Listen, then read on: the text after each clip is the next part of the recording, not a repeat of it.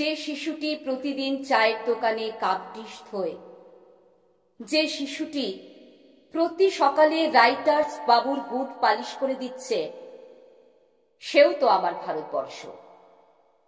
সারাদিন না খেয়ে সন্ধ্যা নেমে আসার আগেই এক্সাইডের ফুটপাত জুড়ে যে শিশুগুলো অন্ধ মায়ের কোলে মাথা রেখে বাবার খাবার আনবার আশায় আশায় ঘুমিয়ে পড়ে, তারাও তো আমার ভারতবর্ষ, সেও তো আমার দেশের অংশ।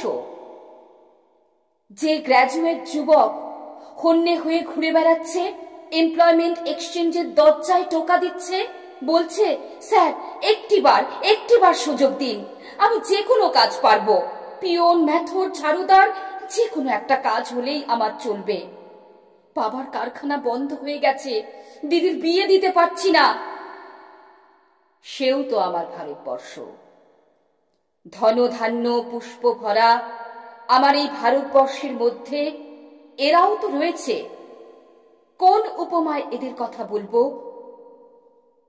এসব নিয়ে যখন ভাবি, পাশের বাড়ির লোকটা আমায় পাগল বলে, গলা উঁচিয়ে বলে, নিজের চরকায় তেল দিন মশাই, ওদের কথা ওরাই ভাববে।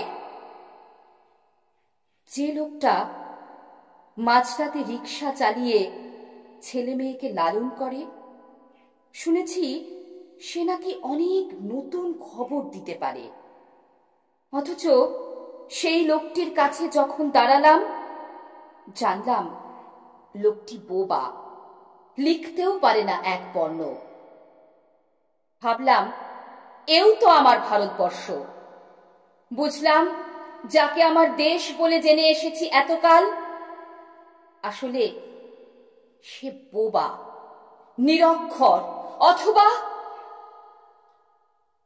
এ কোন দেশে আমায় জন্ম দিয়েছ বাবা?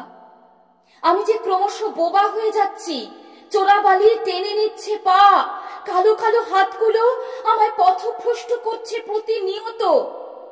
এ কোন আকাশ আমায় দেখালে বাবা? এ কোন দেশে আমায় ভাসালে? আমি যে অন্ধকারে ডুবে যাচ্ছি, পায়ে পায়ে মিলিয়ে যাচ্ছে ক্রোধ, প্রতিবাদী গানগুলো হারিয়ে যাচ্ছে কণ্ঠ থেকে, সাম্যবাদীর ভাষাগুলো ভুলে যাচ্ছি ক্রমশ। আমি যে আর পারছি না বাবা, আমি যে আর পারছি না, আমি আর